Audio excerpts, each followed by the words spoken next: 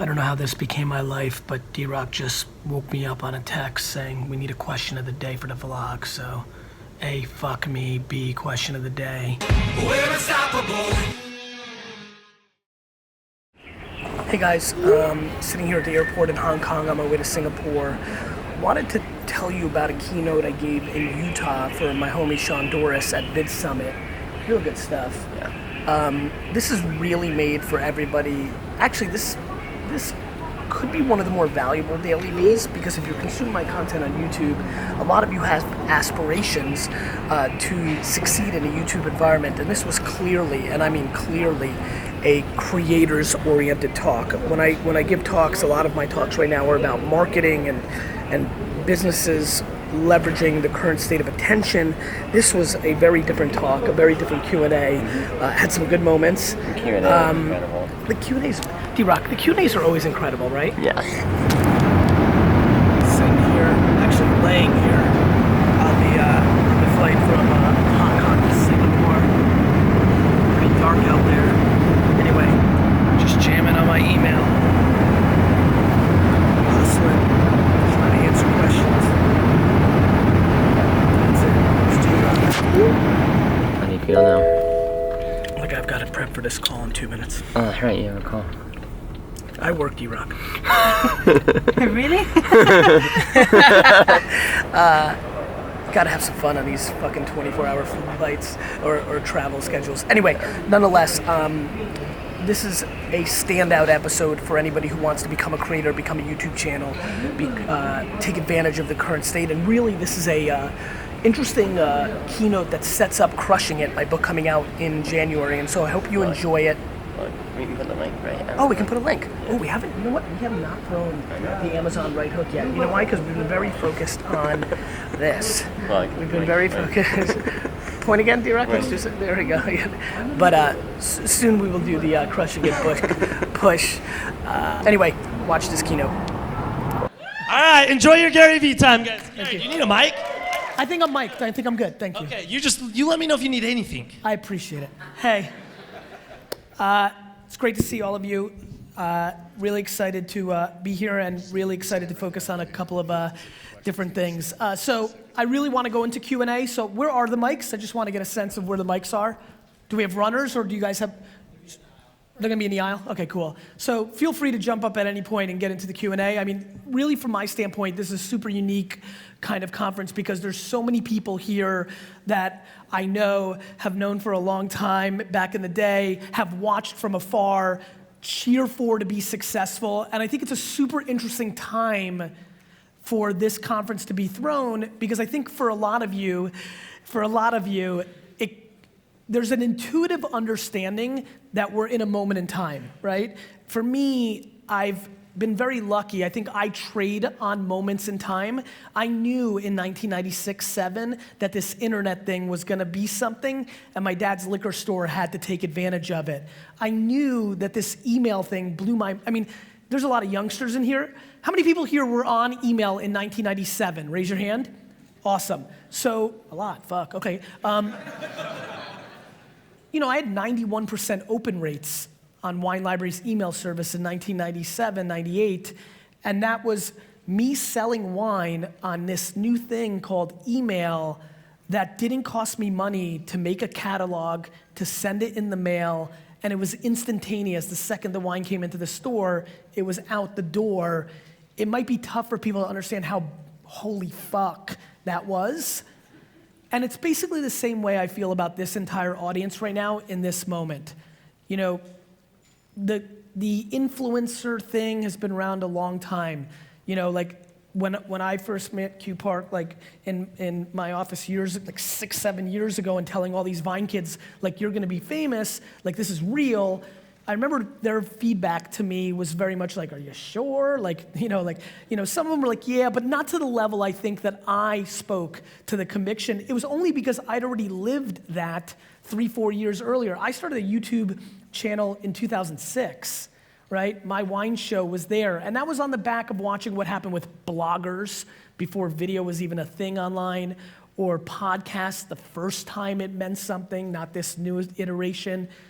This is the same old game forever, And the biggest thing that I want to get across to every single person here is regret. My entire talk right now is going to be about regret. And let me explain what I mean by that. I'm not sure that was worth a woo, but I'll take it.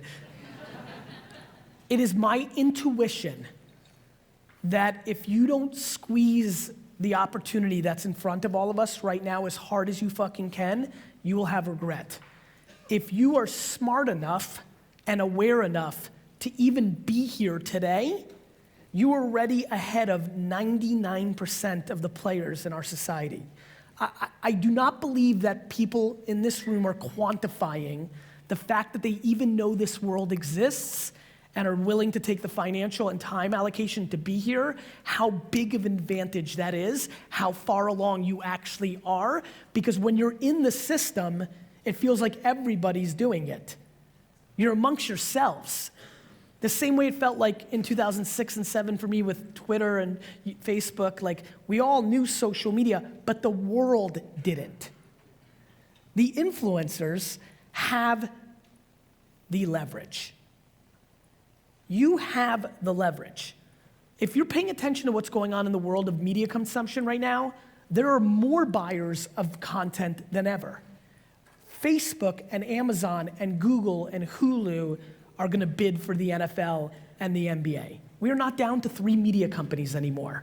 If you understand how the chess plays out in this game, the only thing that you need to make sure is that you don't believe so much in the thing that got you here that you stay on it too long. The vulnerability to this room is one thing.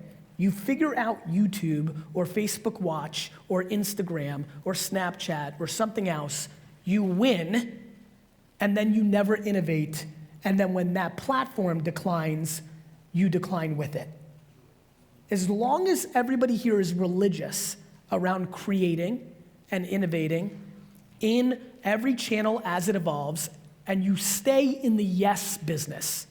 How many people here are with brands or agencies? Raise your hand. Great, so for you guys and gals, it's about understanding how underpriced this opportunity is for brands right now, right? And just following where the underpriced nature is. YouTube influencers, when I was buying them in 2007, 8, and 9, were really fucking cheap, right? They were tens of dollars or free stuff. Not hundreds, not thousands, not tens of thousands, and not hundreds of thousands. And basically, very honestly, I have one pitch. It's the same one. It's just pattern recognition. Where's the attention of the end consumer? And where do people think it's overpriced or underpriced? Why do companies and organizations spend millions and tens of millions of dollars to produce television and film, and brands spend to sponsor it? And what's that worth? Versus me throwing dollars towards many of the faces in this room, even at numbers that they can't believe they now get, I still deem as grossly underpriced for what it is they get in return as of this moment. Even the top YouTubers and Instagram celebrities, I think, are grossly underpriced most of the time for what they give in return, which is unbelievable levels of awareness and relevancy in the world that we live in right now. I live in a world in my brain that this is the only thing that matters and basically nothing else does. I don't even own a fucking computer. Like, this is it. I run a $200 million media company. I live my life. I have not had a laptop for a year and a half. I actually had to do something the other day on a laptop, and it was not like riding a bike. I was like, what the fuck? You know? When you understand that this is it, that this is the remote control of our lives, and that 50% of the time spent on this device is on a platform that delivers content, AKA a social network, it starts getting real serious real fast. And I just want to remind everybody, it's not going back. This is only going to evolve forward. So I guess the thing that I really want to get across, is I want to really do Q&A because I want to answer people's direct question, because you can see my pontificating anywhere you want, anytime you want, somewhere on the web. So please take advantage of that. And B, I've watched this over and over and over again. I did it, Q did it. We have these moments when we have leadership, and then we let it get away from us because we take it for granted, and then we look back and we regret. I had leadership in YouTube and Twitter. I left YouTube for 6 years, went on Vidler, did other things, like ran a wine business. Like, this is what I'm most worried about, that you know it, that you're right, you're here right now, and you're either not working hard enough or not believing enough in how right you actually are. And so when I really thought about the talk that I would give here amongst everybody else, I just was like, fuck, I'm gonna suffocate the shit out of everybody. In a very positive way. So that they understand, like, please, please, please, don't look back at this talk in 3 years and be like, fuck, I wish I listened to him, and I wish I did a little more work, created a little more content, took it a little bit more serious, because for the last decade of this distribution disruption that the internet has done to our society, there have been people that have stumbled into the moment that you're in right now. You're here. And just don't realize how far ahead they are because you're stuck being used to each other. 98% of America has no idea what the fuck is going on in here. That is our opportunity. And so I think that we need to really take a step back and start thinking about a couple things. Number one, context is much more of a factor for your life than people talk about. We talk so much about content and storytelling, and that's great, but the lack of context that I see from so many of you, you take a piece of content and you think just posting it everywhere, it's going to be successful, is a huge mistake. Please do not use all the social media channels as distribution. Think smartly how to make native content within them in the same way that you're gonna act differently here than you will with your parents at dinner, than you will with your buddies on a weekend in Vegas, than you will in a business meeting with the biggest CEO in the world. You're still you, but you're slightly different in all those environments. Your content can't be successful on Facebook and YouTube the same way because they're different platforms. There is not enough religion around us creators, around context of the platform. Too much is being put just on the content, and that is a very important variable. Very, very important, so please think about that. Two, in a world where there's a lot of people that should stand up here and give the presentation over me when it comes to thumbnails and headlines and what I would call growth hacking, it's super important, but I feel like everybody here is either grounded in it or knows its importance and will continue to try to learn those tactics. The one thing that I'm seeing from a lot of creators in this room specifically and outside, similar to a lot of the creators in here, is they are getting so growth hack oriented that it's manipulating and diluting the actual story, and it's just about hacking and getting the numbers, which is great for the short term, but is the reason so many people have lost in the long term, because they become mathematical machines and their story becomes less authentic and they become a caricature of themselves that are basically pandering to the growth in the category they want to be successful in. This has been the single reason I feel like I've had continuous success, because I just stay kind of in my thing, and if it works at the time at YouTube or Instagram or Snapchat, mazel tov, and if it doesn't, I'm okay with that. I'm okay with people having more followers or making more money, because I know when I deviate, you have only a chapter instead of an entire career. So I implore so many of you, I understand, especially hanging out with everybody here, it's like, oh, you have 4 million fucking subscribers, like, you know, all that shit, I get it, it gets very competitive, we're humans, I get it.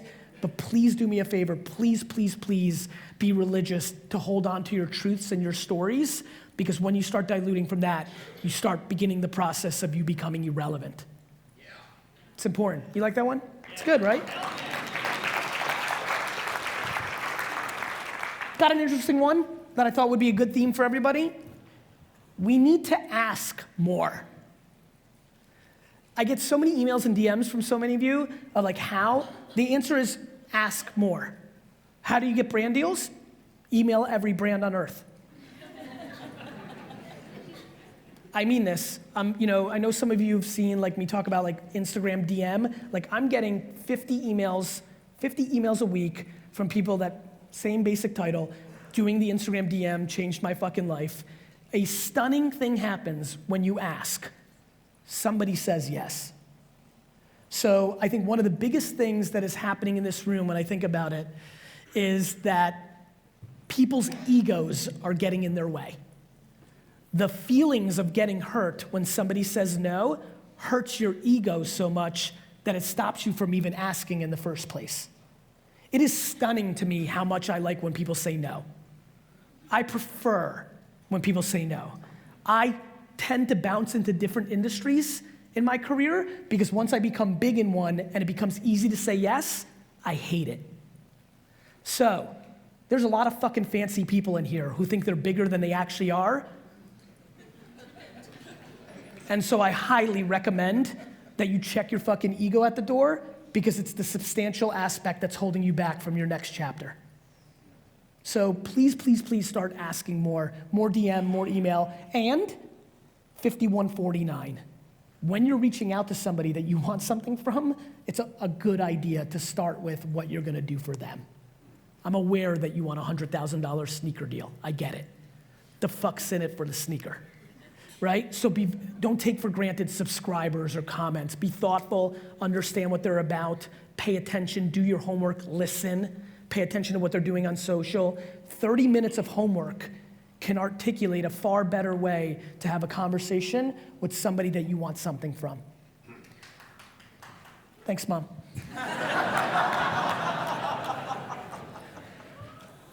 Distribution. Do not become completely vulnerable to YouTube or Facebook. This is imperative. This is super duper one of the biggest things that people make a mistake of. Win there, but always have 20% of your energy on testing new things, even when you feel you don't have any more time because you're working so hard to do the thing. Because the reality is, all I'm doing right now, if you go back and watch this talk, all I'm doing right now is systematically breaking down the things that I've watched for the last 10 years that have stopped people from succeeding.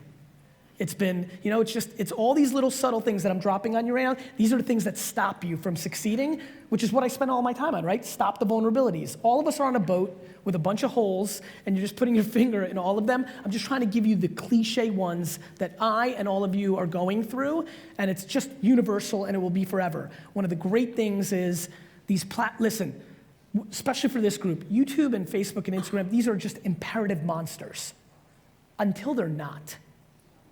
And what has been stunning to me, for example, here's something stunning to me. It is stunning to me of how smart this room is, right? I just said, look, 98% doesn't know, you're here, this is real in here. And how many of you have stopped doing Snapchat? I laugh at your lack of skill.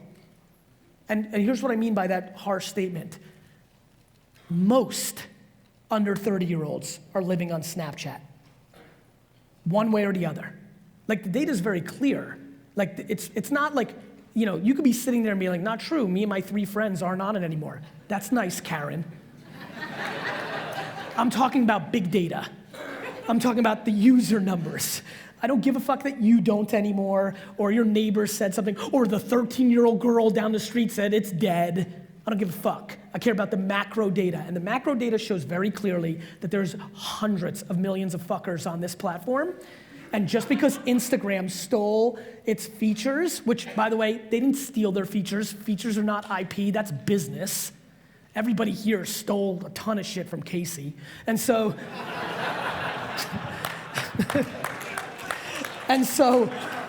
it's not about stealing. It's about features. Great, but I'm giving you little tidbits, there's a huge opportunity for so many of you, because I live on supply and demand of attention. And when a lot of people left Snapchat to only focus on Instagram stories, because why should I do 2 things? It's easier to do 1, or whatever other fancy reason you made up that call, it left a white space for enormous opportunity, and I highly recommend Shonduras comes out of retirement and starts drawing again, and a million other things. And so these are the things that fascinate me, becoming too one-dimensional, not creating content native for the platform, and the thing that most is running through my mind, which is I'm trying to get into the mind of this audience. When you have the ambition, AKA the audacity, to have your living be you just living, not having enough time is not an excuse. The people that have been sitting here and saying well, how the fuck am I, I'm already, you want to get get paid hundreds of thousands and or millions of dollars a year running around the earth. You have to quantify how amazing that is. It's obnoxious that it's actually a real thing.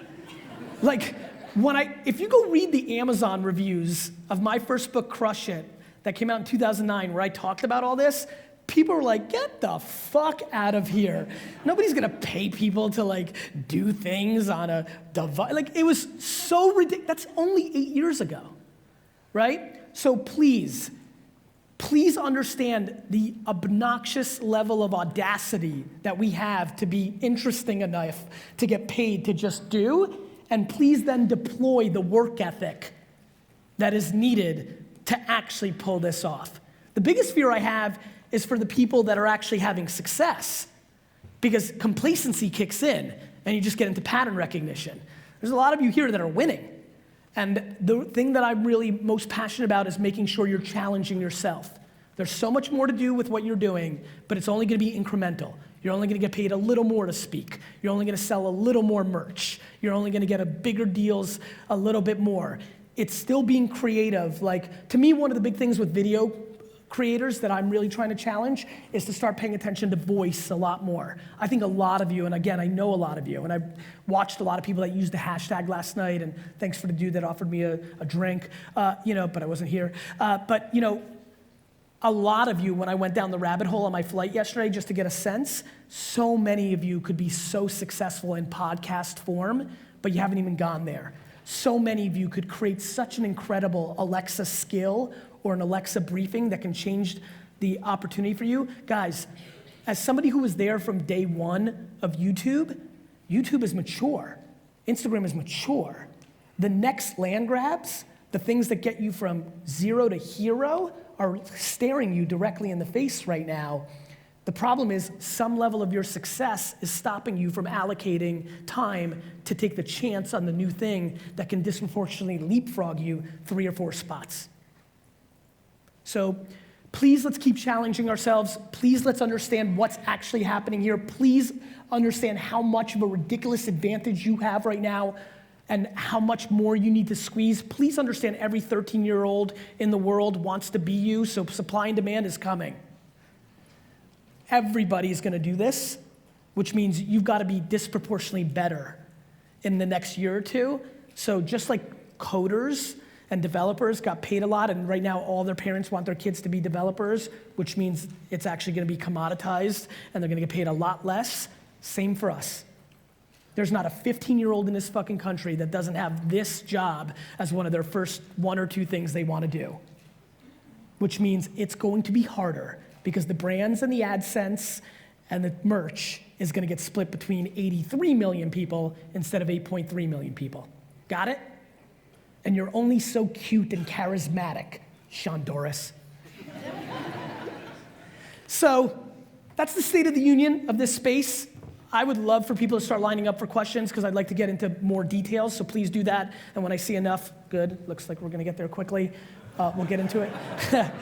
And I know a lot of you came out for this event because I talked about it and I saw a lot of the tweets ahead of time, and I just want you guys to know I'm ridiculously humbled and thankful for the attention and the admiration, and I really, really, really, really have a lot of heart for this community, and I thank you for having me. Thanks. Okay, let's get into the good shit. First of all, thank you. And I know you've inspired a bunch of us here. You talk about regret and you talk about not doing shit. And I'm here, I'm a small guy. I own 2 small businesses in Austin, Texas. Yep. I want to get better. Good. I know that this is an opportunity to be first in line. Yes. With about 800 people. Yep. I'll do whatever I have to do to go to New York, even if it's scrub your floors with my toothbrush. Is that at all a possibility? And well, you can definitely come and scrub our floors with a toothbrush. Okay. Are you gonna? What's the second part? The second part is I just want to get better, and I know by doing that I have to learn from the best. I've been following you.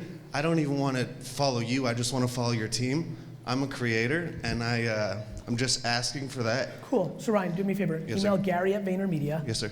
In the title, put, I'm Ryan, I'm the first guy that talked at the event today. I talked about toothbrush, this, that, the other thing. And in January, I'll let you come and spend a week with the team. Thank you, sir. You're welcome. Thank you.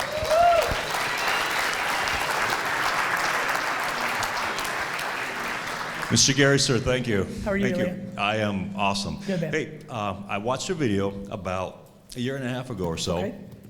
and my channel has less than 400 subscribers, but I hit it with 400 depth. more than 0. Yeah, that's true.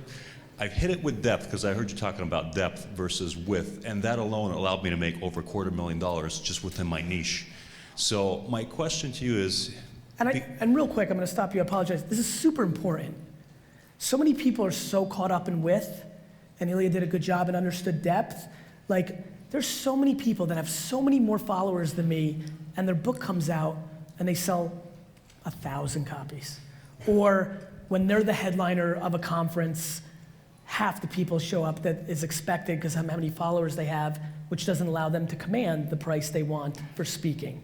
Or when they make merch, because Logan and Jake are making a lot, they sell a lot less. Depth is massively important, and the number one issue in this room is the way you're taking your audience for granted. The amount of you that I audited yesterday that have never replied to a comment in YouTube or Instagram is baffling and utterly disappointing. Right on is right. It's real, because at some level, it's one thing if you want fame or the perception of fame and that gets you off, and like, great, do it. Then you should be about the numbers. But so many of you here want to pay your college debt off or live the life that you want or make generational wealth that your grandkids have it. It's going to be about the depth. Dude's got 400 fucking subscribers, made $250,000. Now maybe what he was selling or have you, it's different. I get it. But that needs to be something that people wrap their head around. I'm just stunned. Like every day I get comments from people like, I can't believe you reply or how much time you put into your audience. And every single time I get that, I say to myself, I can't believe how much you guys don't. but just want to say again, thank you so much. Also, some of the people that I work with, my clients, they're your followers too. It would be super awesome if I could take a picture with you when. For sure. Would it be possible for me to come up on the stage and do that? Sure. Thank you, sir. You got it.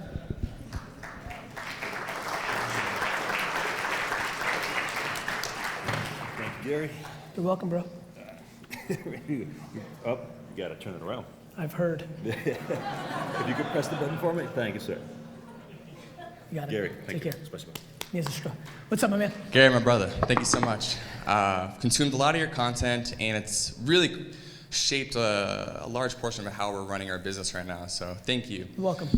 My question, we are a jump rope fitness company, so you type in jump rope into YouTube, jump rope, it's just all us. We Right. basically own that niche. Love it, okay. And so we're thinking long term for a business. Yeah. Are we better off, really, we're already selling jump ropes, Yep. so we basically own the information around people want to buy jump ropes. Should we keep going into just selling jump ropes and jump rope digital products, or how do you feel about brand integrations, advertising on our videos? Like for us, sometimes it feels like I got let's a good turn answer for you. advertisements off. Yeah. Yeah, I get it. So expansion is when brands get diluted. So the first question I would ask you is, how much revenue is your jump rope business doing, and how big is the overall jump rope business industry? How long have you had the company? 2 years? Right. My intuition is you still don't have a big enough portion of the jump rope world, and so probably there's a lot more to expand before you go into other things. But this is back to why I couldn't have gotten luckier with the 2 questions in a row. So cool. I just got off my high horse of saying I communicate with you and engage, right? And like made you feel bad that you don't. What's really scary is I do it because I'm selfish. The reason I engage with all of you is because I read everything you say so that I can get better insights to what to do next. So your answer to your question, like I'm super smart, fine. Your community will tell you. You just need to ask. I mean it, man. The answer is literally in your comments. You just got to take the 18 hours of fucking asking. All right, appreciate it, brother. Thank you. You got it. You got it. Gary, Yo. what's up, man? Danny is Gould, selling Silicon Valley. We chatted at Relentless. I remember. Yeah, asked you the question, on a macro scale how to drive my real estate Yep. blog, right? I remember. But now I want to ask you about the micro, Okay. the local, because for me right now, you know, obviously Silicon Valley, right? Yes. There's a lot of baby boomers, a lot of I'm looking at something to older- answer your question, Yeah, so keep totally. going. A lot of older folks, Yes. right? Yes. Who, obviously when you sell real estate, you have to list to last, right? So getting these sellers to engage with content or to view it, right? I'm listening. So, in terms of the older generation, right? A lot of these people aren't on some of these platforms that we're talking about, right? Yep. So how do because I'm coming to you because I've thought about this for a long time. How would you recommend Selling homes to older people? Well, no. Getting in front of these older people in a digital, you know, on the digital platform. So look, he's generalizing, don't beat him up. So, Yeah, I know, but like, you know. so look, I think to both of your points, you're both right. He's right. I mean, like, you know, there's always demo, like there is not a high usage of 60 to 80-year-olds on Snapchat, not just real data, you know? And so, couple things. Number one, Facebook does not have that issue. When I look at conversion on Facebook, 55 to 70-year-old conversions on Facebook are just incredible. Like there's so much attention, there's so much scale, they're going through it more carefully, and I'm a very big fan. So if you haven't run 5-mile radiuses from your open houses on Facebook to that demo of 50 to 75-year-olds or 35 to 75-year-olds with $100,000 income levels or greater, Right. have you run Facebook ads aggressively against that? I have. So then the issue is you're creative. Right. You know, like I'm gonna leave here right now and go to a Berkshire Hathaway real estate pitch That's us. for Yeah. Vayner, and like the data is very clear. Gino? So I think first you have to look at your creative, right? Like, is your creative hitting the note? Like, if you're in it, you know the issue with real estate. There's a lot of people at high net worth that are gonna look at you and say you're too young and inexperienced and not go with you. I lived it my whole life. Now I'm finally going to the other side, so it kind of fucking sucks, but you know, I get it. Like, I understand that. So that's one thing to look at. I'd also highly recommend going down the rabbit hole of Nextdoor. So have you looked at Nextdoor? I have, yes. So I'm super intrigued by that platform from a real estate standpoint. I think there's super hardcore opportunity. And then finally, if I were you, I would do the third thing is I would put 50% of my energy, if you want them, to go old school and door to door, direct mail. Like, you know, just because this is happening doesn't mean we need to force everybody into that behavior. I never give a fuck what you're doing. I'm just trying to figure out what you're doing. You know, I don't have any horse in the race whether you do VR or Snapchat or Vine. You know, Q and I loved Vine, but then like it changed. Like, I don't know, like it is what it is, fuck it. So I would spend a lot more time in traditional than you probably are. Cool, thanks, Cool. Gary. You got it. Hey, man. How's it going, Gary? Really well. So when looking to dissect a new social media platform to Yes. figure out how to be successful, what are Yes. some big picture and practical tips you can use to dissect that? Big picture is I would download every social network that appears on the top 150 free apps in America every time, create a username, and start tasting it. And then micro picture is start creating content for it and seeing and use your other social channels to drive people to it to see what happens. So like, how many people here are trying to figure out what to do with Marco Polo? You know? Right, so like, that's interesting. Like, what is happening there? Like, how are you using it? Can you get 50 of your users to be part of a group with you there? So big picture, Zane, is like literally wake up every morning and look at the top 150 apps in the App Store, pick the 3 or 4 new social networks that come every quarter, every year, download them, create your account, start making content, and then go to the channels that you have audience and drive them there and test and learn. Look, somebody landed here eventually, way back when, and looked at a bush with some berries on it, right? What was the strategy? Somebody ate it. Right. Some dudes died, others found strawberries. And so that's what you have to do with new social networks. Social Cam took a lot of my time. Social Cam took a lot of my time in 2011. Anybody remember social cam in that 5 minutes? Right?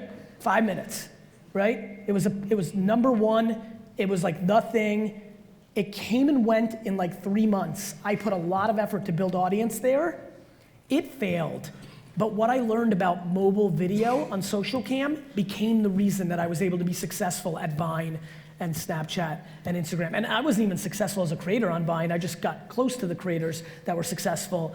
But then without that social cam 3 months, I wouldn't have had the IP of the dynamics of video in that environment to make me successful. I highly recommend. So many of you are in the no business.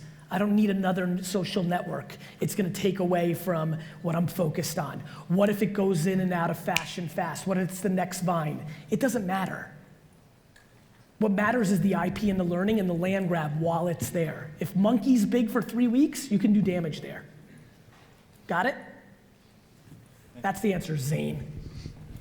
Hey, Gary. Hey, Jay. Two things. One, I saw you a couple years ago in New York, and your fitness plan's working for you. You're looking good. Nice Thanks, job. brother. Two is, I run a digital agency since I was young. I started when I was 17. It's grown year over year for 20 years. Amazing. We cut our teeth on websites, but I've got this gut feeling that websites are kind of becoming billboards. And so the last 6 to 12 months, I work Northeast Florida. That being said, Jay, guys, actually, it's weird that you said that. Yes, but. Yeah. I actually think one of the biggest vulnerabilities in this entire audience collectively is the lack of a proper website collecting first-party data that you can remarket to. Everybody's living so on all these platforms, they're not driving to their own domain where they're captured. I mean, my email list does damage.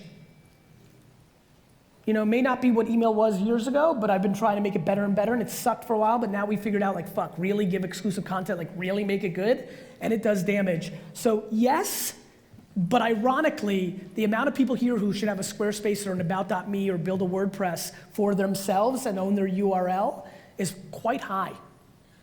Yeah, it's interesting. So the website's kind of still the hub for us, but we're working on kind of building the spokes out of the wheel. I understand. And probably the last 12 months or so, we really started to pivot a lot harder towards video, marketing, communication, all those kind of things. A lot of it thanks to you.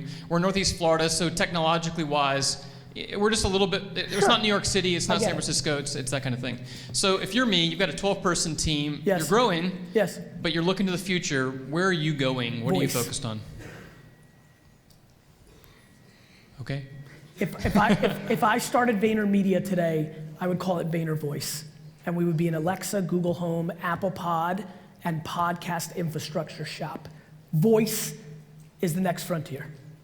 Yeah, and I just started a podcast. Video is about to get arbitraged by voice. Like some of your views are about to go away because somebody's gonna be listening to something. Because you can do two things when you listen. Yeah, and I just started a weekly podcast actually probably 2 months ago thanks to that advice, so I'm glad. We're working on it. I would go hardcore into that. Okay, cool, thanks Gary. Take care, Jay. Hey Gary.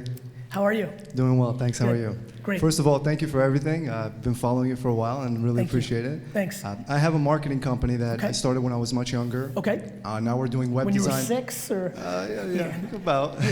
Go ahead. We're actually working with some Fortune 500s now, so we're growing. And yeah, you know, one of our service lines that's been really profitable for us and we have a high retention rate on is reputation management. Yes, of course. So I know there are some big players out there and we're going up against them now.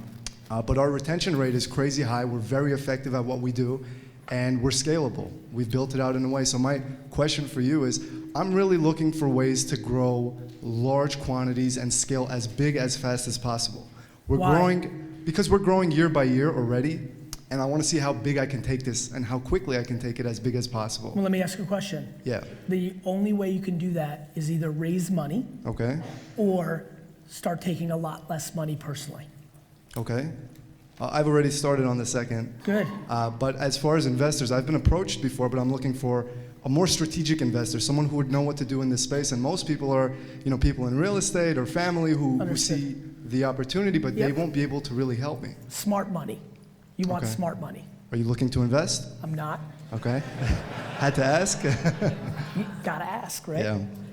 Look, I think you need to decide between smart money and passive money. Okay. I'm gonna give you a really good piece of advice.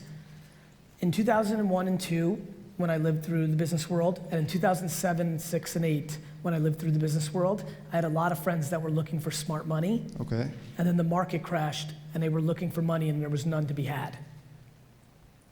Just keep that in mind. Okay. And what would you do with the money? Where would be the avenues you would hit? I don't know, it's your fucking business, bro.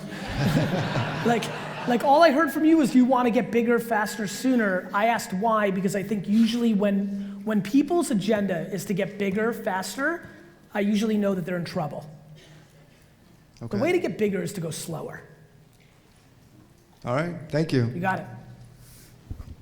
And just expand on that, just because not to leave it with like a ching, you know. Everybody's in such a rut. You know, young, Alan, how old are you, bro? Alan, how are you? 27. How old? 27. That's the thing, right? Like, to me, his advantage is his youth, which should allow him to go slower, not faster. And I get it. Everybody wants to win. I get it. But I know one thing that you guys hear from me more than most people talk about it is patience. I know it's the secret sauce. Life is long. And when you want to get bigger for the sake of bigger, you start taking shortcuts that lead to vulnerabilities. So I just would keep that in mind. Hi. Hey, Gary, aloha. It's an honor to be here. Thank you. Thank you for what you do. So I'm a complete newbie to this space. I was one of the 98%. I just hopped on about 2 months ago. Cool. My audience that I serve or I wish to serve are entrepreneurs who like me, who struggle to get started. Yep. And so I'm building that group in these platforms. And I don't really have much. I'm building Instagram first. And then from there, then my offer would be, you know, whether I'm affiliate marketing something or selling courses and whatnot. So that's sort of my vision right now, where I'm also building network marketing companies because I do like network marketing. And so Why? is there it's just leverage. I don't know, it's for fun. Okay. I mean, what are your thoughts on that? Not as much of a fan. Okay. But, you know, just one man's point of view. Just curious Yeah. why. I think the reason you like it is because there's quicker dollars in. Right now, there's no dollars at all. But I think I like I don't know. It's just an interesting little challenge to see if I can actually grow Do a your little thing. organization. Look, I think when somebody decides to get into content and creative, and already before they started, they are thinking about the monetization of affiliate or network or things of that nature, you're set up to fail. Got it. And so what I would tell you to do if I had the chance, which I do, is to take a step back and realize, you know, creating content to motivate people to start is a crowded space, a forever space because people don't act, I get it. But what I'm worried about as a newbie is this is such a cliche story, right? I'm gonna build an audience and I'm gonna monetize it for me. And what happens is when you start, before you start, you're thinking about monetization, like how will it happen when it happens? What that does is something very interesting. It creates the wrong kind of content. When the seed is about long-term monetization, the seed is corroded. And there's an element of that in all of the content. No question, my biggest advantage in the marketplace is the lack of interest of monetizing my audience. You need to think about that. Got it. Is there another angle I should be looking at this coming into this? Yeah, I think the angle is to blindly try to bring value to the audience, whether it's information or entertainment, and then wake up in 6 years and start to then debate what the fuck to do with it. Got it. Okay. Thank you very much. You're I'll welcome. Get on that. Thank you. Aloha. Hey Gary, so I've been watching you for about 6 months now. Thank you. But over the last year and a half, I've been building an Instagram and I've got about 500,000 followers. But since I've been watching you, I've seen probably a triple in growth just from implementing different things. I just kind of put you on my nightstand at night and I just kind of listen to you. Thank you, man. And happy to be there. I mean, so it's really exciting. It's better for me to than get yesterday. Guys, like, listen, I listen to you all the time when I'm in the shower. I'm like, cool. No, I can say I haven't done that yet. But Go ahead. What I really wanted to ask you is I've been building this platform because I'm a firm believer that you have to have an audience to hear you, and I'm a singer before you release something if you really want to create momentum. I agree. So it's less it's momentum, but more importantly, no, it's leverage. Yeah, and that's what we're kind of going for, because we know you can go into labels now, and I feel confident if we win now, we wouldn't get as good a deal as if we went in with the leverage, like that. You know what's happening in the hip hop space, right? Put out projects, put out mixtapes, have leverage, have millions of followers, and then get the kind of deal that you think you want. By the way, you might be the last of the Mohicans that even give a shit to even have a deal. And that's kind of, my manager's in the audience. I actually told him, I want to live every day thinking that I'm not going to get a deal at the end of the day. You know what I mean? So do that. And that's kind of the game plan. That's not fully where you're at right now. No, but coming into this time and season where I'm releasing my first single, what would be your strategy? Because I'm heavy on Instagram. I'm not so much on Facebook and YouTube, and I'm branching out. I started doing that about a month ago. Do you have a Spotify and SoundCloud now? I don't have either account really set up. This is our first time go at it. But yeah. You need to do that. Right? Yeah. And start populating it. One thing that I think is really interesting is populating an artist's SoundCloud and Spotify with content of them speaking about their thoughts before they launch their first song. And then you could start siphoning, because think about it. You're building this audience on Instagram. How many are on Instagram now? About 500,000. Right. So come 3 months from now, tomorrow, whenever it drops, it's gonna be the first time you're gonna ask that audience to go over there. Whereas if you had 3 or 4 months of getting them to go over there with the journey of your mindset before the launch of the first album, you'll have a much bigger base that will create virality instantaneously for you when you drop the song there. So you think that... The big thing I did with Crush It that was very unusual, I apologize, but I want to give this to everybody. The big thing I did with Crush It that was super unusual for booksellers in 2008 was I pre-sold it for 4 months before it came out. The conventional wisdom back then was, you have your blowout week, right? You go on the Today Show and Huffington Post, and you push and you email. And I asked one question in my early meeting with HarperCollins, which was, do all the sales count if I get them in pre-order on Amazon that week I get them, or the week the book comes out? And they go, the week the book comes out. So I'm like, one more time. So if I get 8 this week and 19 next week and 47 next week, and they're like, yeah, it all counts. So I'm like, why don't people do that? Because we lived in a traditional world of you go on television and you get your orders. That's how I'm thinking about you. I know that artists now don't turn their SoundCloud or Spotify into a podcast for 3 months before the first song, which is exactly why it's a good fucking idea. Yeah, I was gonna say I've never seen that done on Spotify before, but I've seen it done on SoundCloud. No, this is the shit I do. We make shit up. That's what I've been doing for a few months, and it's how I came up with my viral video content, and now 100%. So that's what I would do. Cool, thank you. You're welcome. Hey, Gary. Hey, man. I'm with a small agency, and we spend a lot of our time trying to think of industries and verticals that we want to get in on the ground level of. And I know you're on Voice right now, and you're talking about that a lot. Yes. But going through about 1.5 years worth of your content, you mentioned esports a lot. I'm a fan. But I wanted to get your opinion on what do you think of esports from a marketing standpoint and also from a VC standpoint? I think from a VC standpoint, it's super dangerous because there's a lot of bullshit out there. And I think that the IP game makers and the players have the leverage, and there's a lot of people building businesses in between that are gonna be vulnerable unless they're run by very talented people, and they'll be not as valuable as they're being priced.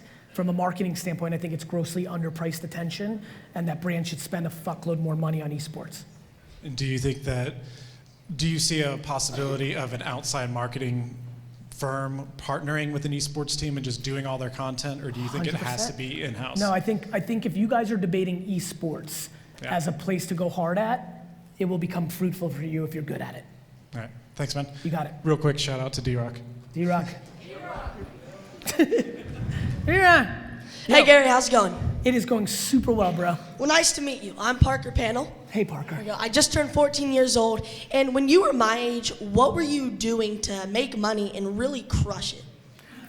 What grade are you in? 8th grade. So in 8th grade, I started my first real business. I was, in 8th grade, I was making $1,000 to $2,000 a weekend, once a month, selling baseball cards in the malls of New Jersey. Awesome. Because I don't know if you know this, bro, but there was no internet when I was 14. And so, it's real fucking easy for you to make money. It was much harder for us old folk, but we got by. Awesome. Awesome. Well, thank you so much. Before you leave, bro. Oh, yeah. What are you trying to do? Well, you know, I'm an actor, and I started my YouTube channel a few days ago. Was my 1 year, and I do a bunch of comedy videos. And my family, my dad's over there. He's What up, videoing Dad? me.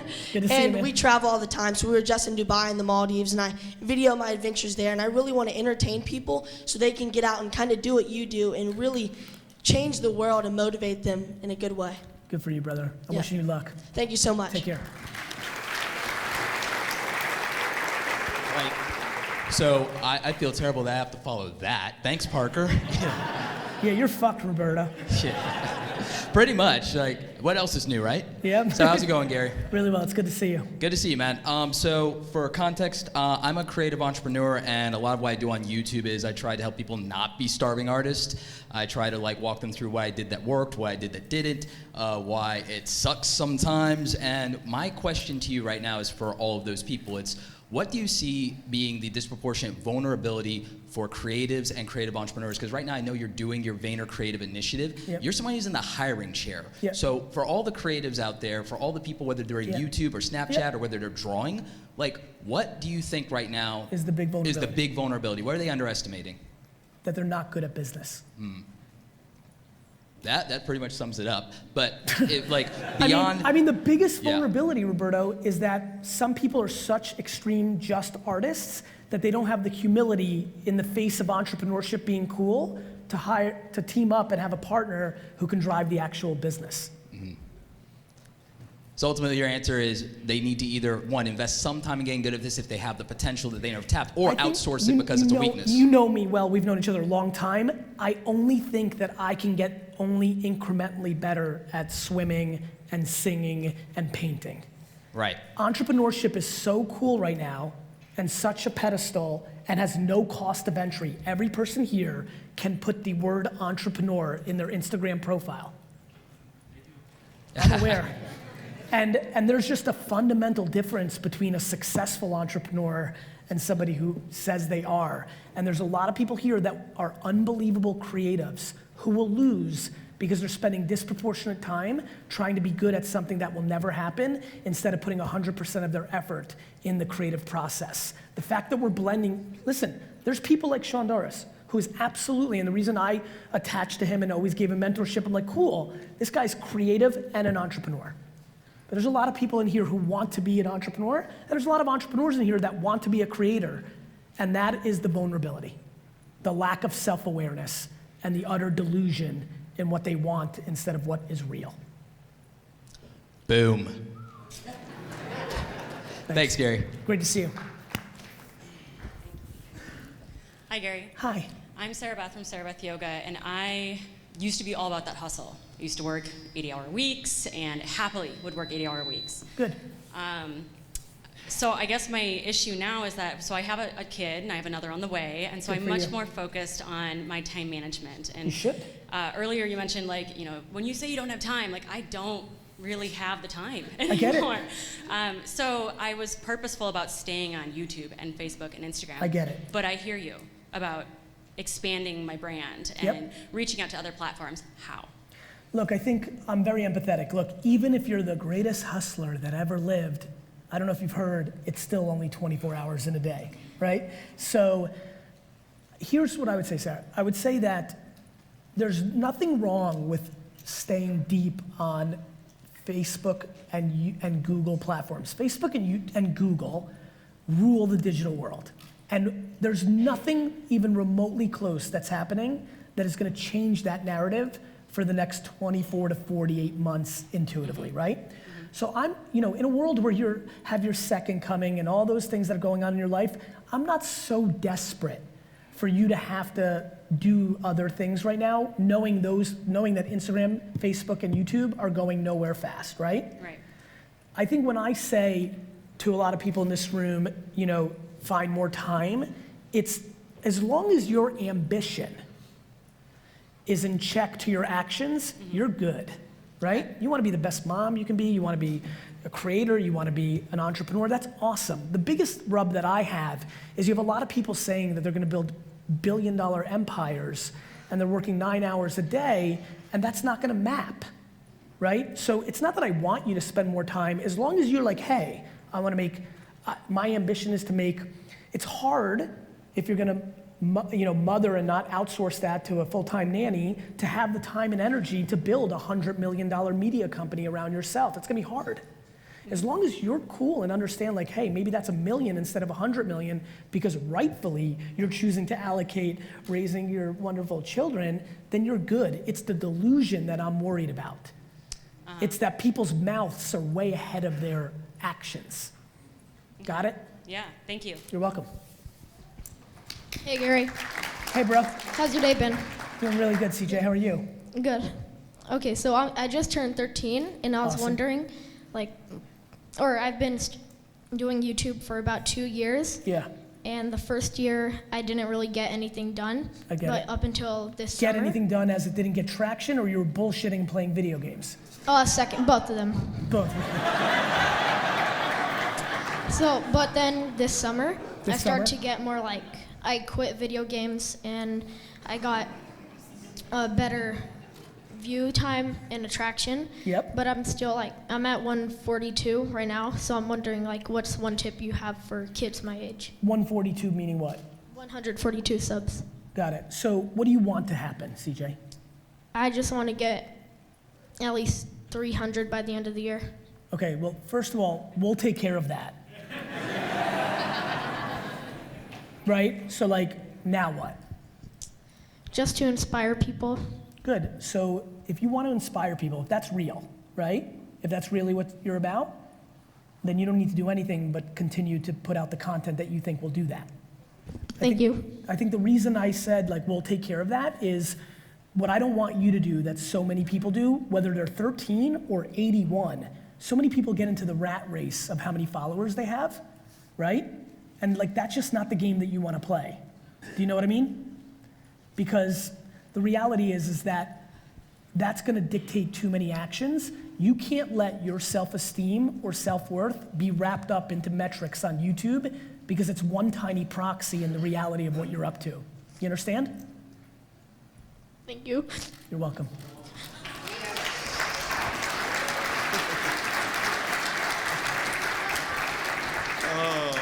Yeah, we're gonna throw a right hook right now. What's the name of your channel, CJ? CJ Bowling. Spell it. CJ-BOLING. Slower, because you want them to actually fucking follow you. CJ. BOLING. BOLING. It would really mean a whole lot to me if I've given you 1 inch of value ever in my life for you to follow this kid. Let's see how many followers he has on YouTube by the end of this weekend. Can you get a picture? Yeah. Get in here, Siege. Okay. Come here.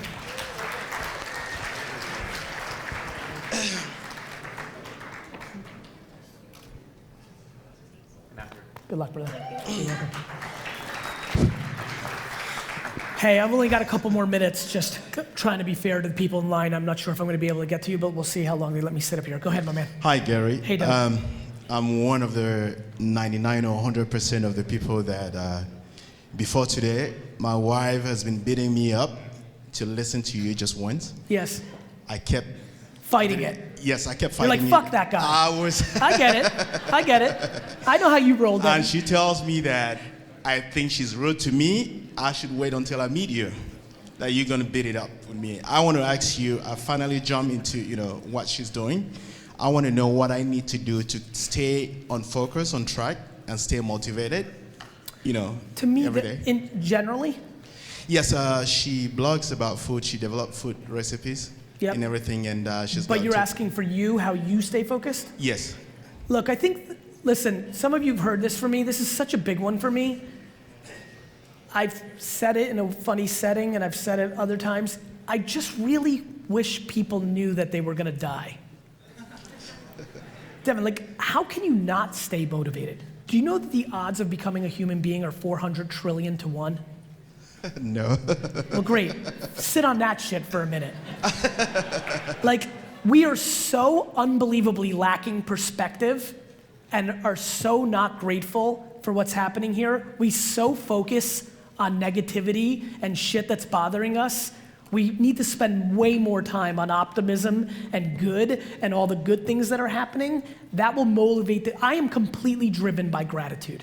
Every true day, that I don't get a text or phone call that somebody I love died or has terminal illness, I'm fucking pumped. So it's perspective, Deb. Like, the fuck do you have to complain about? No, I don't complain. I want to make sure I'm moving from the industry that I was in Yep. into what she's doing because she has become very successful. It's regret, man. Like, you don't want to be 80 sitting and saying, fuck, I spoke to Gary, my wife did it, this happened, and I didn't do shit. What the fuck? Listen, I'm going to give you guys a huge, unbelievable hack. One day, 1 hour, go and volunteer in a nursing home. It is the great move that everybody here can do. First of all, it's just nice to do that. And you give back, and it's tremendous, and it's unbelievably impactful. Number two, thank you. Number two, you will get way more because you're gonna see something that you haven't seen in such a pure state. It's called regret. You will face regret in a way that will fuck with you so hard that you will stay focused and on track for the rest of your fucking life. The number one thing that you will taste if you go to a nursing home is you will find multiple people that will talk to you about regrets in a way that will pierce your soul in a way that you've never felt before because they're actually in that place where time has run out. And it will make you go back home and start cooking for the first time, starting a video, running. Like, you'll start doing shit that you've been pondering for the last decade after 1 hour of giving back, putting karma points in the bag, and it will be hugely beneficial for you. So please, please, please consider that. Thank you so very much. Thank you. All right, Gary. Regrets. We don't want to have them. We have 2 more days of VidSummit, almost a full more day here. I still got to speak, so I'll wrap up all the big important stuff after you're done. But what should these guys be doing for the next 48 hours so they don't have regrets? That's a great question. So the reason I think these things are good have nothing to do with the content on this stage.